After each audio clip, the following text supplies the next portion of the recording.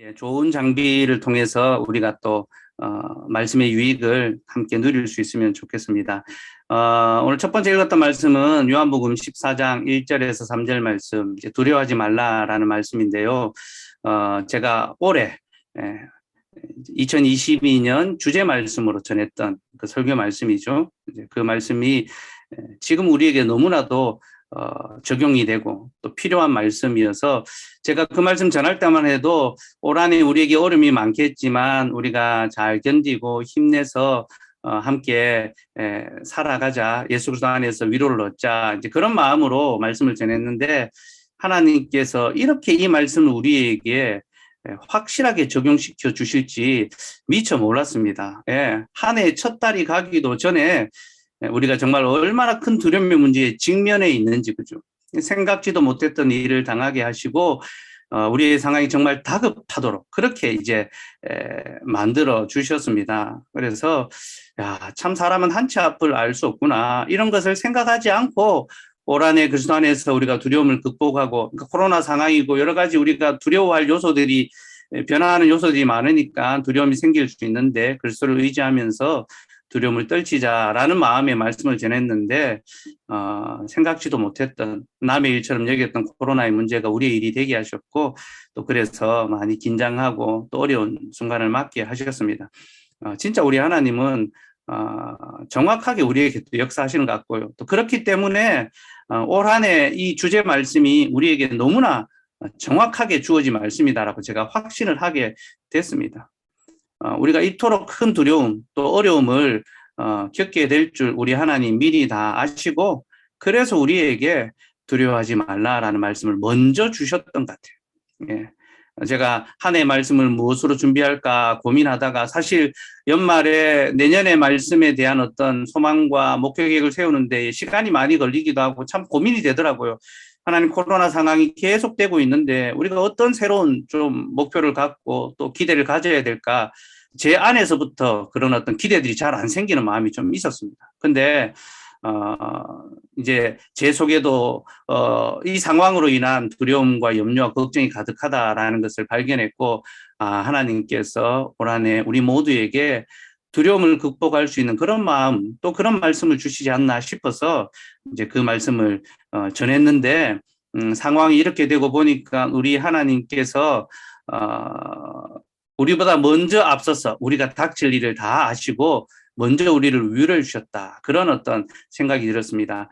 이스라엘 백성들이 이제 광야의 생활을 다 마치고 약속의 땅, 가나안 땅에 들어갔을 때 하나님이 이제 여호수아에게 이제 이스라엘 백성들을 돌아보고 이제 가나안 땅을 향해 진군하도록 명령하시면서 아침 일찍 여호수아에게 준비하게 하십니다. 그러면서 내가 먼저 그 길을 갔다. 너희는 나를 따라오라. 그렇게 말씀하시거든요. 그러니까 우리 하나님은 우리보다 앞서서 우리 인생의 길을 가시고 우리가 닥칠 일을 먼저 다 겪으시고 또 다 지켜보고 예측하고 계십니다. 하나님의 섭리 가운데 모든 일이 일어나는 거죠. 그러니 우리 하나님께서 미리 우리가 당할 어려움을 다 아시고 우리에게 두려워하지 말라라는 한 해의 말씀을 주셨다는 것을 기억하시고요. 우리가 지금 당하고 있는 이 일들뿐만 아니라 이후에 더 심하고 더 어려운 일을 당하더라도 하나님께서 미리 다 아시고 우리에게 두려워하지 말라라는 말씀을 주셨구나. 그 말씀을 기억하고 우리가 이제 힘과 위로를 얻었으면 좋겠고요. 사실 제가 설교하기 전에 예화를 하나 준비했는데 이제 중계하고 뭐 중계 설명하다가 건너뛰고 그 진행을 했어요. 어떤 예화냐면 우리 형진 형제가 이제 새해부터 발령을 받고 근무를 시작했습니다. 흥해읍 사무소에 이제 배정을 받아서 근무를 하고 있는데요. 지금 이제 신규 교육을 이제 받고 있다고 합니다. 근데 그 강의를 하시는 이제 강사분이 이제 교육생들에게 퀴즈를 하나 냈는데 이런 퀴즈를 냈답니다. 세상에서 가장 많이 팔린 책이 성경책인데 그 성경책에서 제일 많이 나오는 말이 뭔지 아냐라고 물었답니다. 그냥 물으면 관심이 별로 없으니까 문화상품권을 걸었다고 합니다. 그러니까 갑자기 막 이 경쟁이 막 붙고 막 열기가 막 이제 서로 이제 맞추려고 막 했다 하더라고요. 제가 그 얘기 들으면서 야, 이 신입 공무원들이 문상 하나에 그렇게 이제 목숨을 거는구나 싶었는데 어쨌든 뭐 오답이 나오고 뭐 막 그렇게 하는 사이에 마침내 우리 형진 형제가 답을 맞췄다라고 하더라고요. 여러분 그 답이 뭐였을까요? 저도 문상을 하나 걸어볼까요? 다 짐작하시겠죠 이제. 예, 두려워하지 말라. 두려워하지 말라라는 말씀이 제일 많이 나온다고 합니다. 형진 형제가 이제 그 상황을 듣고 저한테 이제 문자를 보냈더라고요. 목사님, 참 재밌고 웃으면서 또 마음이 먹먹해진다면서 문자를 보냈던데 진짜 올 한 해 우리에게 주시는 말씀이 그대로 제대로인 것 같습니다. 두려워하지 말라. 하나님께서 우리와 함께 해주시겠다 약속해 주셨습니다. 그러니 두려워하지 말고 올 한 해 우리와 함께 하실 주님을 신뢰하며 또 한 해의 그 일들, 걸음들을 묵묵히 걸어갈 수 있으면 좋겠습니다. 근데 여러분, 주님이 우리와 함께 하신다라는 것이 무엇을 의미합니까? 제가 지난번에도 말씀을 한번 드렸죠. 주님이 우리와 함께 하신다라는 것은 우리가 주님의 몸된 교회에 참여하게 된다는 것이고, 우리가 주의 몸된 교회에 속할 때 주께서 우리와 함께 하시고, 또 우리와 더불어 함께 할 수 있는 많은 성도들, 지체들을 주셔서 연합하게 하신다. 곧 주님과 함께 하신다는 것, 함께 한다는 것은 교회와 함께 한다는 것이고, 교회와 함께 한다는 것은 주의 성도들과 함께 연합하게 된다. 바로 그것 때문에 우리가 두려워하지 않을 수가 있는 겁니다. 하나님께서, 예수님께서 우리를 위하여 아버지 집에 거처를 마련하시고, 우리를 거기로 불러서 거기 머물며 거기서 평안을 누리게 하시니 우리가 두려워하지 않는 거잖아요. 그죠? 주의 교회는 하나님 아버지 집이죠. 우리가 그 집에 다 거할 방이 있습니다.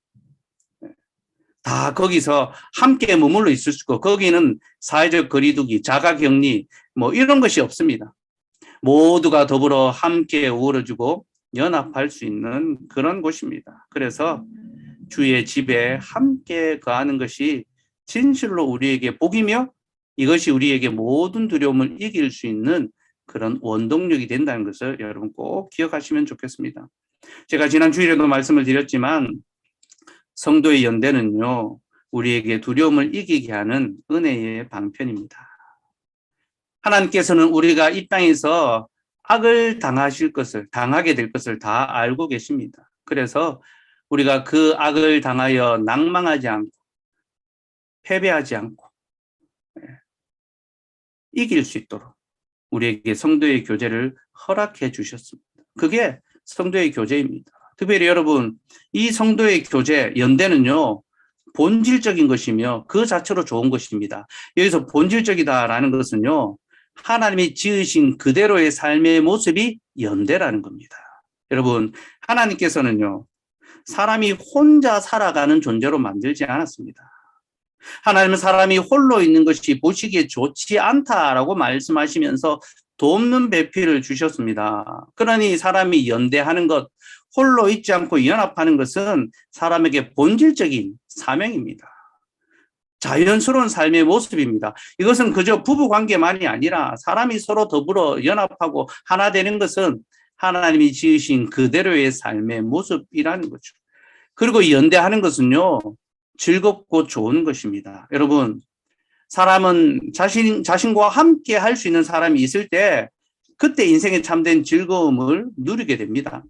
어떤 사회학자가요, 사람에 있어서 가장 큰 즐거움 중에 하나가 연대의 즐거움이라고 합니다. 서로 연대하는 것. 곧 같이 있는 어떤 일을 누군가와 함께 할 때 사람은 가장 큰 즐거움, 어떤 뿌듯함, 기쁨을 누린다라고 하더라고요. 그럼 그게 예배입니다. 우리는 예배를 함께 모여 드리지 않습니까? 그래서 예배가 우리에게 가장 큰 즐거움이 되는 거예요. 어쨌든 사람들은 뭐 다른 방식으로 자기의 가치를 따라 혹은 자기 어떤 즐거움을 따라 함께 여행하고 함께 어떤 취미 활동을 하고 그러면서 이제 즐거움을 더 도모하죠. 그죠? 이것은 하나님께서 사람을 그렇게 만들어 놓으셨기 때문입니다. 사람은 홀로 있는 것보다 함께 연대할 때 더 큰 즐거움을 누리게 됩니다. 솔로몬 역시 우리에게 이것을 가르쳐 주고 있습니다. 여러분, 우리가 오늘 읽은 이 전도서 4장의 이 말씀은요, 그 앞에 본문, 그 앞에 단락이 어떤 사람이 성공해서 많은 부를 얻었는데 그가 자신의 가진 것을 함께 나눌 사람이 없다면 그 성공이 무슨 의미가 있겠느냐. 내가 많은 부를 얻어서 좋은 것을 먹을 수 있습니다. 아주 좋은 것을 마실 수 있습니다. 넓은 집에 살 수 있습니다. 그런데 그가 밤에 홀로 그것을 먹고 마시고 눕는다면 그 가진 것이 그에게 무슨 유익이 있겠느냐. 이것은 헛되다. 그렇게 말을 하고 있는 내용이 나옵니다. 솔로몬은 사람의 즐거움, 사람의 수고의 어떤 기쁨은 많이 버는 것, 많이 갖는 것에 있는 것이 아니라 그 얻은 것, 그 가진 것을 함께 나눌 사람을 얻는 것, 바로 거기에 있다라고 말하는 거죠. 그게 하나님의 인생을 지으신 본질의 모습이라는 것입니다. 조금이라도 더 많이 벌려고 사람과의 관계를 끊고 교제하지 않고 자기를 위하면 살아가는 사람, 그래서 남들보다 더 많은 것을 얻는다 해도 그 얻은 것을 함께 나눌 사람이 없다면 그 가진 것은 결코 그에게 기쁨과 즐거움의 거리가 될 수가 없습니다. 그러나 더불어 함께 나누기 위하여 수고하고 또 그것을 함께 나눌 사람이 있다면, 그런 사람을 얻어간다면 그 사람은 진실로 즐겁고 복된 인생이 될 수 있는 겁니다. 이것이 바로 솔로몬이 말하는 연대의 본질입니다. 그러면서 그는 연대의 유익을 4가지로 설명하는데요. 주일에도 말씀을 드렸죠. 잠깐 살펴보면요. 4가지로 이제 연대가 유익하다 하는데, 우리는 이 4가지 유익을 가정과 교회에 그대로 적용할 수 있습니다. 가정생활과 교회를 생각하면서 한번 살펴봅시다. 첫 번째는 둘이 수고할 때 그 열매를 더 많이 얻는다, 더 좋은 것을 얻는다라고 했습니다. 이것은 부부가 함께 수고할 때에 가정이 든든히 서가는 것을 보여줍니다. 땀 흘려 일하고 또 가정을 돌아보고 자녀를 세워가고 부부가 한 마음이 되어서 그렇게 수고하고 했을 때 그 수고가 결코 헛되지 않고 그 가정이 든든히 서간다는 거예요. 요즘 보니까 가정들마다, 젊은 부부들마다 자기 재산, 소유권 분쟁이 일어나지 않도록 이미 계약을 하고 재산 분할을 하고 이런 것을 거래를 하고 계약을 하고 그렇게 결혼하는 부부들도 있더라고요.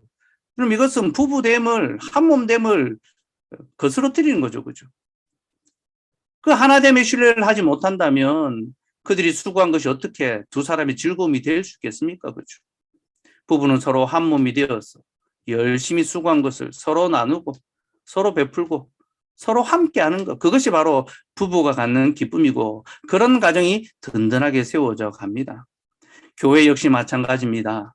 성도가 한 마음을 갖고 함께 손을 맞잡고 수고할 때 하나님의 나라와 그 복음의 사역을 위하여 주의 교회를 위하여 열심히 수고할 때 그 모든 수고가 헛되지 않고 주의 교회가 더욱 든든하게 서갈 수 있습니다. 사랑하는 여러분, 두 사람이 함께 할 때에 더 좋은 것을 얻는다. 우리의 수고가 결코 헛되지 않고 우리의 섬김이 조금도 낭비되지 않고 우리 하나님께서 우리의 가정과 우리의 교회를 든든하게 세워가신다라는 그 사실을 꼭 기억하시기 바랍니다. 두 번째 유익은요. 한 사람이 넘어지면 또 다른 한 사람이 그를 이렇게 세워줄 수 있다라는 겁니다. 이것은 어떤 어려움을 만나거나 또 낙심된 상황을 당하였을 때 서로 도와주고 일으켜주는, 그것을 가리키죠. 그럼 남편과 아내가 서로 한 몸이 되는 이유가 무엇입니까? 누군가 어려움을 당하였을 때, 아픔을 당하였을 때 그를 위로하고 그를 도와주고 그를 일으켜주기 위해서, 그를 그 낭망한 자리에서 다시 이렇게 세우기 위하여 하나님께서 남편과 아내의 관계를 허락해 주신 것입니다. 서로 밀어서 막 낭떠러지로 떨어뜨리고 서로를 더 괴롭게 하고 서로를 더 미워하고 서로를 더 고초에 빠뜨리는 그런 관계가 아니라, 혹시 우리 교제하는 이제 지체들 중에 만나기만 하면 상처를 받고 힘들어진다, 헤어지시기 바랍니다. 그래가지고 될 일이 아닙니다. 결혼한다고 해결될 일이 아닙니다. 제가 이 진심으로 권면하고 충고합니다. 여러분, 하나님께서 남편과 아내를 주시는 것은요, 한 사람이 넘어지면 또 다른 한 사람이 그를 붙들어 일으켜 줄 수 있도록, 세워줄 수 있도록, 그래서 남편과 아내를 허락해 주신 겁니다. 교회의 성도의 관계도 마찬가지죠. 우리가 함께 있는 이유가 무엇입니까? 우리가 서로 성도의 교제를 나누는 그 이유가 무엇입니까? 어떤 우리의 즐거움을 단순히 나누고 기뻐하고 축하하고 그런 것 위해서 함께 있는 것이 아니라, 물론 그런 의미도 있지만 우리 중에 누가 한 사람이 넘어지면, 자빠지면 그를 사랑하고 다시 이렇게 세우고, 그가 어떤 구렁텅이에 빠지면 찾아가서 그를 다시, 그럼 예수님께서 잃어버린 양 한 마리를 찾으러 가시는 것처럼 주의 성도들이 한 사람을 찾아서 낙심한 자를 일으키고 다시 세우는 것, 그것이 성도의 교제의 유익인 줄로 아시기 바랍니다. 세 번째 유익은요, 한 사람이 누우면 추운데 두 사람이 누우면 따뜻하다라고 합니다. 이건 뭐 두 번째와도 이제 연결될 수 있는데요. 이제 두 번째는 어떤 어려움에 처했을 때 그를 건져주는 거라면, 이 세 번째는 어떤 마음의 어떤 외로움과 상처와 어떤 고통, 어떤 정서적인 어떤 그런 어려움에 빠졌을 때에 서로 보듬고 서로 도와줄 수 있다라는 겁니다. 그럼 이스라엘 지역은요, 낮에는 따뜻하지만 밤에는 많이 춥습니다. 광야 지역이 그렇거든요. 그렇게 추운 밤에 한 사람이 홀로 누우면 얼마나 춥겠습니까? 특별히 사람이 덮고 있는, 이제 입고 있는 겉옷은요, 낮에는 옷이 되고 밤에는 이불이 됩니다. 그러니 그 이불, 한 사람이 혼자서 그 이불을 덮고 있으면 추위에 벌벌 떨지 않겠습니까? 하지만 두 사람이 함께 누우면 서로의 체온으로 따뜻해지지요. 그리고 그 겉옷을 함께 덮어서 두 겹의 이불로 덮으니까 훨씬 더 따뜻할 수 있겠죠. 하나는 깔고 하나는 덮든지, 둘이 돌돌 말아서 자든지 훨씬 더 따뜻한 거죠. 그래서 하나님께서 사람을 36.5도, 그 이상 가면 안 됩니다. 그 이상 가면 안 되고, 이 36도, 7도 사이에 온기가 있는 존재로 만드시고 추울 때 서로 안고 보듬을 수 있도록 그렇게 만들어주신 것 같아요. 제가 예전에 어떤 목사님의 어떤 설교 간증을 들었는데요. 그 목사님이 이제 어떤 이제 민주화 운동을 하시다가 감옥에 가게 됐는데, 겨울에 너무너무 춥더랍니다. 너무너무 추워서 벌벌 떨고 있었는데 사람이 난로라는 사실을 깨닫고 서로 부둥켜 안으면서 밤을 보냈다고 합니다. 근데 또 다른 글에 보니까요, 신종복 씨는 겨울에는 감옥에서 사람이 너무 귀하고 따뜻해서 안아주는데 여름이 되면 사람이 그렇게 싫을 수가 없답니다. 옆에 있는 것이 짜증이 나고 막 그 더운 날에 열기가 있으니까. 그래서 똑같은 사람인데 여름에는 싫고 겨울에는 좋고 이것이 사람의 본성이구나, 그런 이야기를 이제 하는 글을 제가 본 적도 있습니다. 어쨌든 추위가 있을 때 함께 누우면 우리가 서로 위로하고 힘을 줄 수 있고, 정서적인, 감정적인 아픔과 낙담, 시리, 그것을 다시 불러 일으킬 수가 있게 됩니다. 그게 남편과 아내가 해야 될 역할, 또 우리 성도들 간에 서로 해야 될 그런 역할인 거죠. 이번에 우리가 코로나가 확산되면서 다들 걱정도 하고 염려도 하고 또 어려움 중에 있는 또 성도들도 있는데요.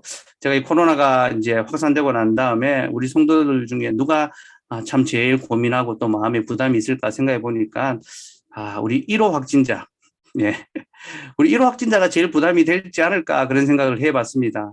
근데 1호 확진자만큼, 아니 그 이상의 부담을 갖고 있는 지체가 또 한 명이 있을 것 같더라고요.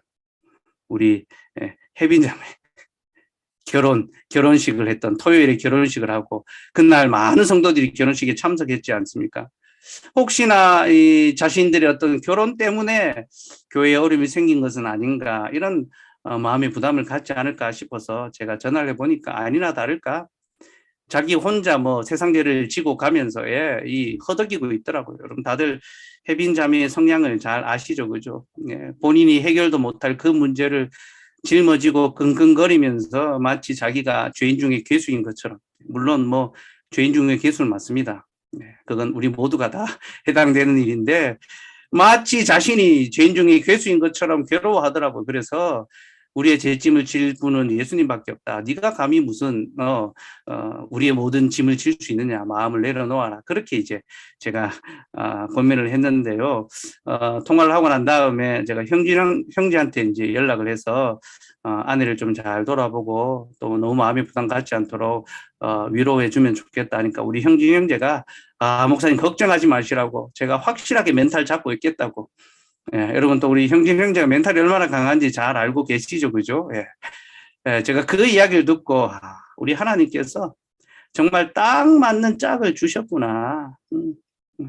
그 아내에 딱 맞는 남편을 주셔서 서로 돌아보게 하시고 이게 두 사람이 함께 누우면 더 따뜻하다라는 그런 말씀의 뜻이구나. 그러니까 서로 다르니까 서로 다른 측면에서 위로하고 권면하고 정신줄을 놓지 않도록 딱 붙잡아 줄 수 있는 거죠. 그렇죠? 예. 여러분 우리 하나님께서는요. 우리에게 딱 맞는 짝을 주십니다. 나를 위하여 가장 맞는 내 필요를, 내 아픔을, 내 상황을 가장 잘 도와줄 수 있는 그런 사람을 짝으로 허락해 주십니다. 이것이 하나님께서 일하시는 짝지어 주시는 그런 방법입니다. 문제는 우리가 그 짝을 귀하게 여기지 않는 거죠. 하나님께서 짝 지으셨는데 그 짝을 우리가 귀히 여기지 않고 함부로 대하고 사랑하지 않으니까 그 짝으로 말미암아 위로가 아니라 고통을 당하는 겁니다. 문제는 우리에게 있습니다. 여러분 하나님께서 우리에게 가장 좋은 짝을 주셨다라는 거 기억하시고 서로 위로하고 서로 돌아보고 서로 잘 붙들어줄 수 있으면 좋겠습니다. 교회 역시 마찬가지죠. 하나님께서는요 모두가 똑같은 은사를 가진 사람들을 한 교회로 불러주지 않으셨습니다. 모두가 다 가르치는 자로, 모두가 다 사랑하는 자로, 모두가 다 섬기는 자로 그렇게 부르지 않았습니다. 각기 다른 은사를 가진 자들로 한 교회를 이루게 하셨습니다. 왜 이렇게 하셨습니까? 우리 하나님께서 각기 다른 서로의 형편과 약함을 돌아보며 채우게 하기 위해서 우리를 다양한 사람들, 다양한 은사를 가진 사람들로 주의 한 몸이 되게 하신 거죠. 그러니 여러분, 하나님이 우리에게 주신 은사는요, 나를 위하여 쓰는 것이 아니라 다른 지체, 다른 성도를 돌보고 또 살피기 위하여 주신 은사입니다. 우리가 각자의 은사를 가지고 서로를 잘 돌아보고 서로의 필요를 채워줄 수 있으면 좋겠고요. 그렇게 해서 우리 교회 안에 한 사람도 고립되거나 무시되거나 또 소외되는 사람이 없도록 이번 사건을 통하여 더욱 이것을 명심하고 우리 모두가 서로 따뜻하게 환대하고 그렇게 돌아볼 수 있는 그런 공동체를 만들어갈 수 있으면 좋겠습니다. 네 번째 연대의 유익은요. 한 사람이면 패하지만 두 사람이면 맞설 수 있다라는 겁니다. 이것은 악한 세력을 향하여 우리가 맞설 수 있게 되는 것을 가리키죠. 여러분 사단은 항상 주님의 교회를 무너뜨리려고 합니다. 주의 백성들이 믿음의 길을 떠나도록 시험거리를 줍니다. 교회를 공격하고 많은 시험의 거리, 낭망할 거리들을 우리에게 줍니다. 그리고 때때로 사단의 이런 공격은 거의 성공한 것처럼 보입니다. 사단의 공격이 너무나 강력하고 우리는 너무 약해서 거의 그의 뜻대로 다 된 것처럼 보이는 그런 때가 있는 거죠.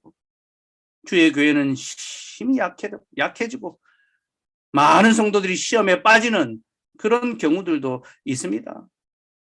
사단의 시험 때문에 영적인 무기력과 나태함에 빠져들 수 있습니다. 아무것도 하기 싫은 영적인 열심을 내기 싫은 그런 상황에 빠질 수 있고요. 또 어떤 허무함과 회의주의에 사로잡힐 수 있습니다. 기도하면 많어 안 되는데 확진자 처음 나오고 매일 아침마다 하나님 아니 매일 아침이 아니라 거의 진짜 밤이 맞도록 더 이상 확진자가 나오지 않게 해주십시오. 그렇게 기도했는데 매일매일마다 확진자들을 주시니까 기도해도 안 되네. 그런 어떤 허무함, 회의주의에 사로잡힐 수도 있습니다. 또 우리 스스로 뒤로 물러나서 죄의 더러운 유혹에 빠지기도 하고 마음대로 막 살고 막 그럴 수도 있죠. 죄의 어떤 탐욕과 정욕을 따라 행하는 그런 시기도 있을 수 있습니다. 사단은 항상 주의 교회와 성도들을 공격하고 넘어뜨리려고 그렇게 하는데요. 근데 여러분, 특별히 이 사단의 공격에 취약한 교회 성도들이 있습니다. 어떤 교회고 어떤 성도인지 압니까? 바로 연합하지 않는, 함께 교제하지 않는 그런 교회와 그런 성도는 사단의 공격에 백전백패입니다. 여러분, 동물의 왕국 이런데 이런 프로를 보면요, 가끔 이제 맹수들이 짐승을 사냥하는 이제 그런 장면들이 나오죠, 그죠? 그때 여러분, 사자나 표범이나 이 맹수들이 짐승 먹이를 사냥하는 걸 보면요, 다 패턴이 있습니다. 전부 다 무리에서 떨어져 나온 혼자 있는 동물들입니다. 그럼 초식 동물들이고 또 새끼들이라고 해도요, 어떤 이 무리 가운데 있으면요, 보호받습니다. 사슴이나 얼룩말이나 이런 초식 동물들도 자기 새끼들을 한 무리가 되어서 지키면요, 사자나 표범도 함부로 사냥하지 못합니다. 근데 무리에서 떨어져 나왔어. 아, 저기 좀 더 많은 풀이 있네. 저기 나한테 좀 더 좋은 공간이 있네. 혼자 떨어져 나가서 자기가 하고 싶은 대로 살아가면요, 사자의 밥이 되는 거죠, 그죠? 무리에서 떨어져 나간 짐승은 쉽게 먹잇감이 되고 맙니다. 한 사람이면 패하지만 두 사람이면 맞설 수 있다는 것이 바로 그런 뜻입니다. 여러분, 우리가 서로 연대하여 함께 기도하면, 서로를 지키며 서로를 돌본다면요, 사단은 절대 우리를 무너뜨리지 못할 것입니다. 우리를 공격하러 왔다가 교회에 시험거리를 주고 믿음이 약해지는 그런 어려움의 문제를 주려고 왔다가 한 길로 왔다가 7길로 도망하게 되는 그런 역사가 있을 것입니다. 이것이 말씀의 약속입니다, 여러분. 그럼 이것을 굳게 믿고 서로 연대함으로 사단의 시험을, 공격을 이기고 무찌를 수 있기를 바랍니다. 특별히 솔로몬은요, 세겹줄은 쉽게 끊어지지 않는다라고 말했습니다. 두 사람이면 맞설 수 있지만 세겹줄, 이 삼겹줄, 이 세겹줄은 더욱 견고하다라는 거죠. 그럼 솔로몬이 말한 이 세겹줄은 이 세겹줄의 교제 연대를 가리키는데요, 이것은 삼위일체적인 교제를 가리킵니다. 여러분, 우리 하나님께서 세겹줄로 연합해 계십니다. 성부 하나님, 성자 예수님, 성령 하나님께서 그 세겹줄의 연대로 견고하게 영원하게 사랑하시며 연합하시며 하나 되시고 그 무엇도 그 하나님의 사랑을 끊을 수가 없습니다. 그 연합을 깨뜨릴 수가 없습니다. 그리고 그 삼위일체적 교제가 누려지는 곳, 그 현장이 바로 교회입니다. 여러분, 교회는요, 삼위일체의 교제, 그 삼위 하나님의 연합의 은혜와 복이 흘러 넘치는 곳이 바로 교회입니다. 그래서 교회는요, 삼위일체 하나님의 연합에 기쁨이 있는데요, 그 교제의 기쁨이 바로 은혜의 방편 세 가지입니다. 하나님께서는 우리가 하나님과 연합할 수 있도록 은혜의 방편 세 겹줄을 주셨습니다. 말씀과 성례와 기도죠, 그죠? 이 세 가지는 우리가 삼위 하나님과 이 세 겹줄의 교제를 할 수 있도록 묶어주고, 또 그 세 겹줄에 하나 되는 끈 안에서 우리가 서로 함께 연합되며 깊이 교제하게 됩니다. 여러분, 우리는 한 말씀을 들으면서 한 교훈에 순종합니다. 매 주일마다 또 수요일마다 주께서 주시는 한 말씀의 교훈을 통하여 말씀을 듣고 그 교훈에 함께 순종하는 한 백성입니다. 또 우리는 한 성찬, 한 식탁에 참여하며 한 즐거움에 동참합니다. 우리는 다 한 성령, 믿음의 주 대신 하나님으로 말미암아 한 성령의 한 세례에 참여했고, 또 주께서 우리에게 차려주시는 한 식탁, 성례에 함께 참여하며 한 즐거움, 하나 되는 기쁨을 맛봅니다. 또 우리는 한 목소리로 기도하면서 서로 하나 되어 사랑하며 섬깁니다. 여러분, 이것이 우리를 견고하게 묶어주는 이 삼겹줄의, 이 세겹줄의 교제입니다. 삼위 하나님의 연합의 교제가 우리에게 말씀과 성령과 기도를 통하여 베풀어진다라는 이 사실을 우리가 꼭 기억하면 좋겠습니다. 저는 이번 일을 겪으면서 깨닫는 것 한 가지가요. 아, 우리가 서로의 형편을 참 너무 몰랐구나. 모르고 있었구나. 서로 잘 알지 못했고 어떻게 보면 서로에게 큰 관심이 없었구나. 이런 생각이 많이 들더라고요. 여러분, 코로나가 벌써 2년을 넘어서 3년째 이제 곧 들어가려고 합니다. 우리가 식탁 교제를 하지 못하고 말씀의 교제를 하지 못한 때가 벌써 2년이 훌쩍 넘어갑니다. 그런 우리가 한 말씀을 들었지만 그 말씀을 서로 나누며 함께 순종한 일에는 많이 나태해지고 또 결핍이 있었던 거죠. 열심을 내지 못했던 거죠. 주의 말씀을 함께 나누며 우리가 더욱 함께 순종할 수 있는 그런 결단과 그런 고백을 해야 되는데 그렇게 하지 못했습니다. 우리가 이제 이런 것들을 좀 해야 되고요. 줌이라는 것을 통해서 또 좀 그렇게 권역을 묶어서 교제도 하고 그렇게 할 수 있으면 좋겠습니다. 또 우리는 한 성례에 참여하는 즐거움을 제대로 누리지 못했죠. 그렇죠? 처음 1년 동안은 거의 전혀 못했고요.